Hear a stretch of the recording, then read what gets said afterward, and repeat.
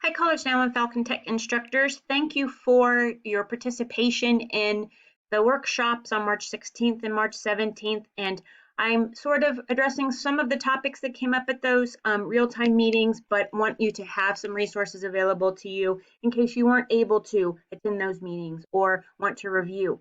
So this is video 2 of transitioning to remote teaching and learning.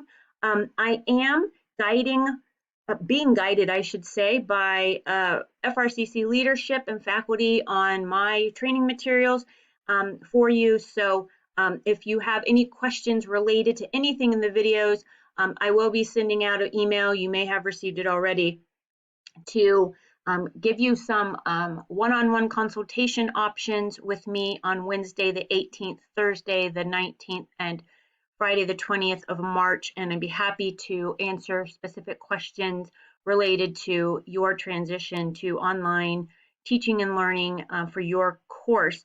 I can't, of course, give specific content recommendations, but I have taught online and hybrid and face-to-face courses at community colleges for 24 years, so I have a lot of experience and strategies to share, and I'd be happy to talk with you via phone, via WebEx, just email exchange as well. Whatever works best for you, let me know.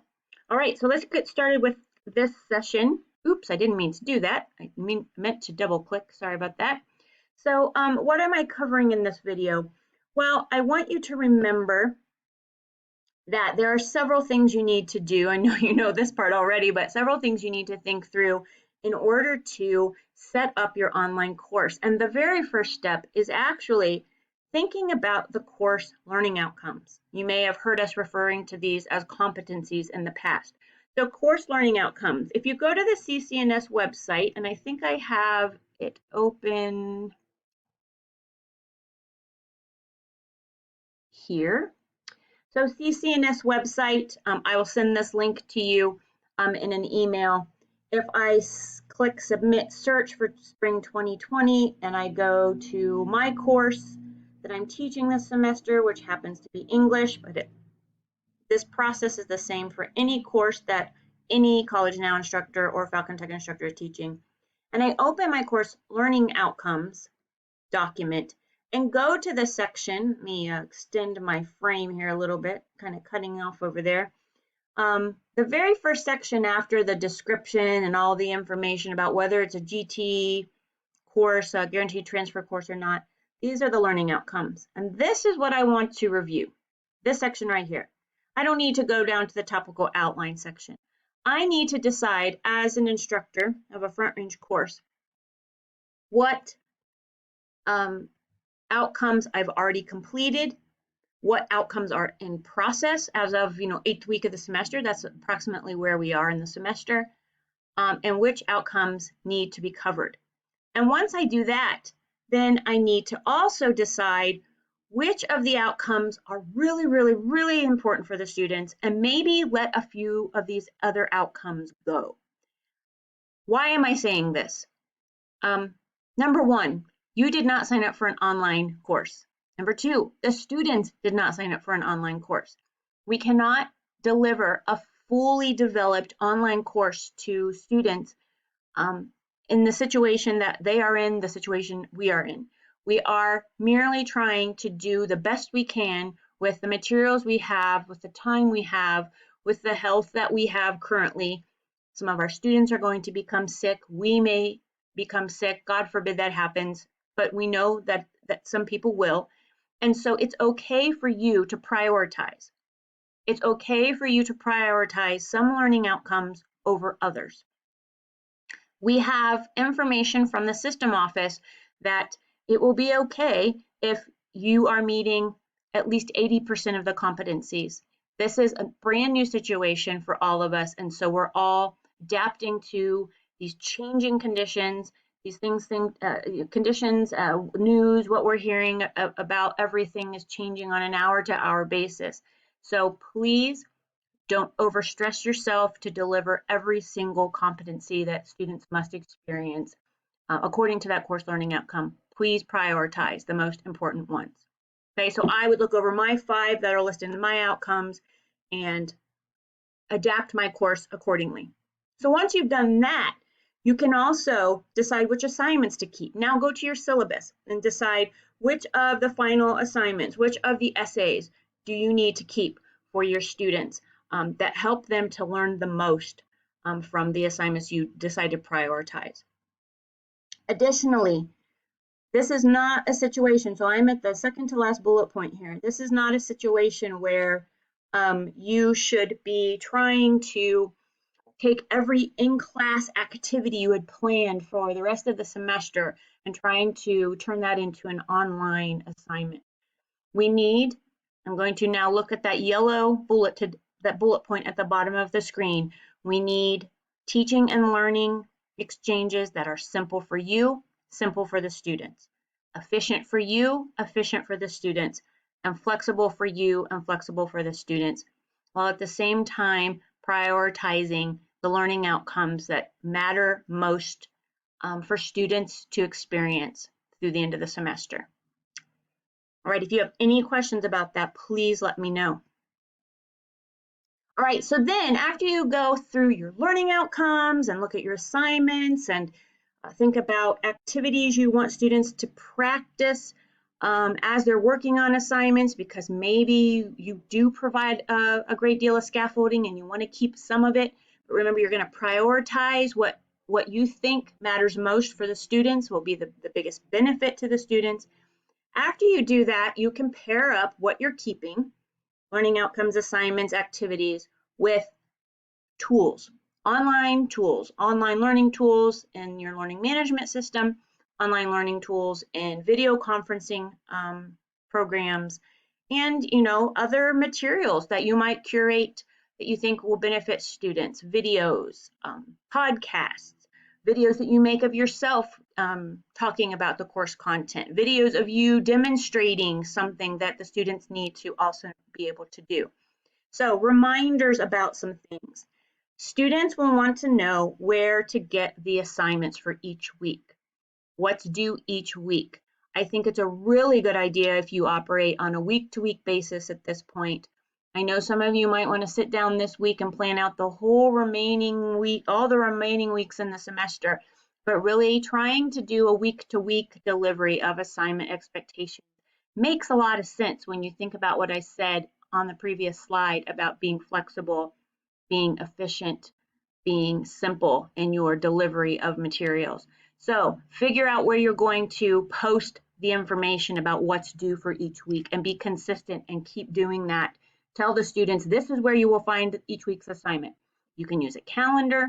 My understanding is Schoology has a calendar that some of you use. There are checklists. You could make your own checklist with a word processing document, or you could use a checklist like D2L has. There's a checklist tool. You can make a simple list of to-dos. I know I demonstrated yesterday in the D2L training that putting your list of what's due for the week on the announcements page and letting students know that's where they can find their work is also an option. Don't forget PowerPoints. PowerPoints presented the way I'm doing this with the Cast-O-Matic recording, or just your voice recording. You can record your voice so students can hear you talking about the points that you're going over. Videos like the one I'm making now. You could have a synchronous video in WebEx if you want. You don't have to have full class period asynchronous videos. You could meet for 20 minutes, 30 minutes, just to get the students thinking about a specific concept or skill, and then you set them off on a task and ask them to do something in the discussion board and post it within the next 30 minutes. After you've demonstrated for them exactly where you need them to go in the learning management system to do that work. So maybe using the videos to demonstrate so students feel comfortable about the assignment you're asking them to submit online, especially if you haven't used the learning management system very much up to this point. Demonstrating and giving students the opportunity to practice with the tools that you expect them to use to submit assignments is a really good thing to do. Discussion boards, you can set them up to be public and private, and I'll have a separate video on discussion board. Thinking about using quizzes and/or surveys to get feedback from students about how things are going. Think about using quizzes that are open book. Think about using quizzes that are set up so that students can retake them to learn from the errors and try to improve the grade the next time they take it. Try to set up quizzes that aren't that don't feel punitive to students and would actually help them to learn the material rather than just be tested on the material. Sorry about that little box there. Have students do some research for the course learning materials that you'll post in your learning management system. Make that one of the assignments the first week. Have them go identify things that they think look like good essays to read, good videos to watch, good podcasts to listen to. Maybe they find another resource on how many of these awesome resource websites are being put together by folks who are trying to help everyone who's scrambling to put their learning online. And the last thing I want to talk about is related to the online office hours. Let me talk about something else in place of this just for a moment. So what I recommend that you do in the next week or so as you're preparing the materials for courses starting on March 30th is to please communicate with your students about the online transition plan. Talk to them about where they can find assignments. Let them know where they can look for that. Let them know which tools in the learning management system you plan to use, and let them know which ones you're going to use and not use. I mean, be really clear about that so that they don't get into the learning management system and start clicking on everything, looking for things in different places. You can even disable a lot of the tools that the students won't use to help them to navigate the learning management system. Let them know what the online policies are. What are the deadlines? What are the makeup deadlines? So you had policies for a face-to-face class that will need to be communicated differently since you're delivering the teaching and learning exchange differently. So make sure you communicate that. Choose a place to communicate with students and let them know that this is how you'll always communicate with them, whether that's at their district email. We talked about that in one of the sessions this morning, that it's okay to communicate with students at their BVSD or SVVSD student email accounts if you know they're not checking their Front Range email accounts. So make everything very clear where they can find information, when can they get in contact with you, when will you be online, when will you be checking email. So I've made a lot of statements in here about information you need to communicate with your students. I hope you can take notes on those or go back and listen to this section again. Lots of information to communicate with students so it's clear to them about how they get information from you, how they have access to you, how they should be submitting their assignments, etc. And then related is this idea about online office hours, and I've already touched on this a little bit, but just a reminder that you might communicate with students about whether or not you'll have asynchronous or synchronous online office hours, post those hours, those days and those hours. Let's say I decide to be online Mondays, Wednesdays, and Thursdays from 11:30 a.m. until 1. And I'll let the students know I will be checking email at that time. I will be grading at that time. I'll be looking at the discussion boards at that time. So if you need something from me and need an answer promptly, that's a great time to log in and email me or request a one-on-one synchronous session because you have questions and you need me to show you how to, something with English, correct a comma splice or something like that. So communication is key. Obviously, we know that we're teachers. We're all very good teachers. We know how important it is to communicate. But this transition is really, really tricky for our students, and we need to make sure that everything we are communicating with them is consistent. It follows a pattern that we establish, and we stick to that pattern, and we communicate as clearly as possible in a timely manner. Excuse me. Lots to say. My mouth is dry. I need a drink of water. Thank you for watching the video. Please contact me if you have any questions. My email is beth.wheeler, beth.wheeler, @frontrange.edu. And feel free to call me or text me on my cell if you need some assistance, 570-236-5583. Take care, everyone.